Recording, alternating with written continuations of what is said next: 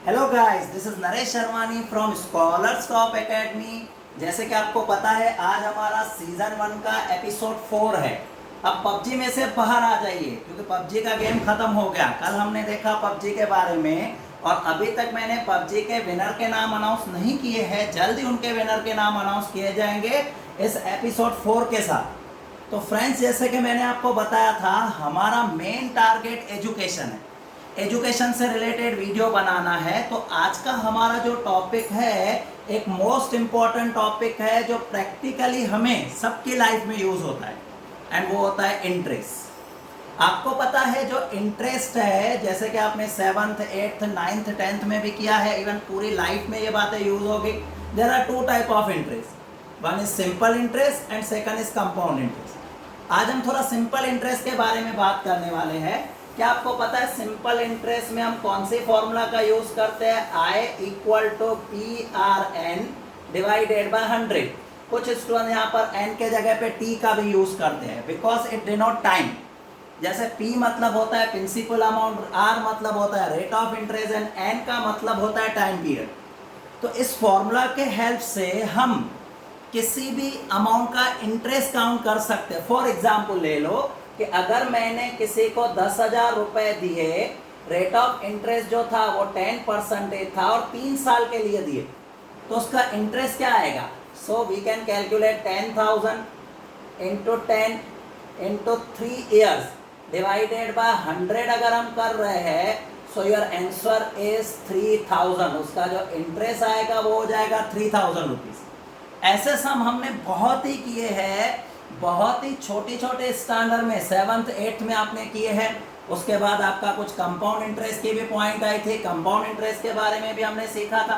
But आज जो मैं आपको सिखाने वाला हूं, एक थोड़ा सा नया बट इससे रिलेटेड कंसेप्ट सिखाने वाला हूं। फॉर एग्जाम्पल, अगर मैं कहूं कि आपने किसी पर्सन को जनवरी के 1 को 5,000 रुपए उधार दिए, फिर आपने उसे फरवरी के 1 को 5,000 रुपए उधार दिए, फिर उसके बाद मार्च 1 को आपने उसे 5,000 रुपए दिए, उसी तरह से अप्रैल, मई, जून, जुलाई, अगस्त, सितंबर, अक्टूबर, नवंबर, दिसंबर के 1 को आपने हर बार उस व्यक्ति को 5,000 रुपए इंटरेस्ट पे दिए हैं।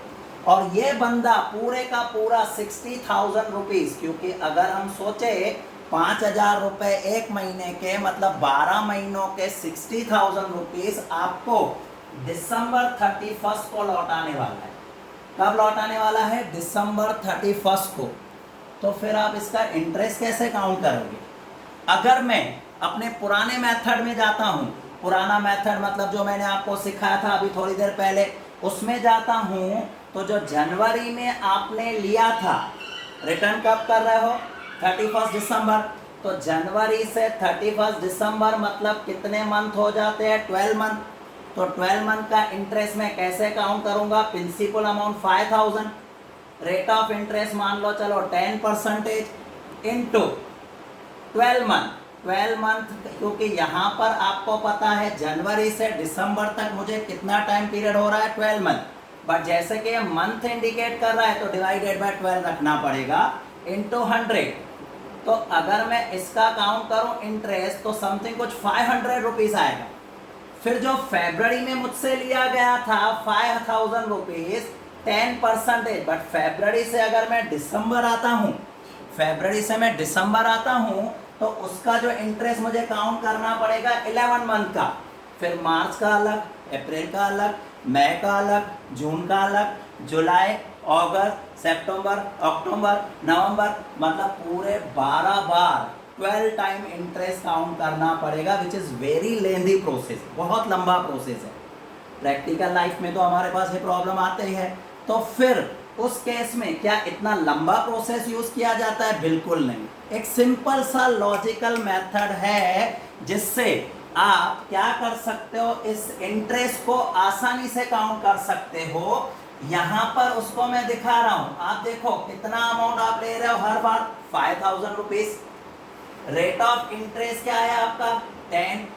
और हर बार आप ले रहे हो, मतलब पहली बार जब जनवरी में लिया था तो 12 मंथ, फिर फरवरी में 11 मंथ, 10 मंथ, 9, 8, 7, 6, 5, 4, 3, 2, 1। जो मार्च में आपने पैसा लिया उस पर 1 मंथ का, सॉरी दिसंबर में जो आपने पैसा लिया उस पर दिसंबर 31 तक 1 मंथ का।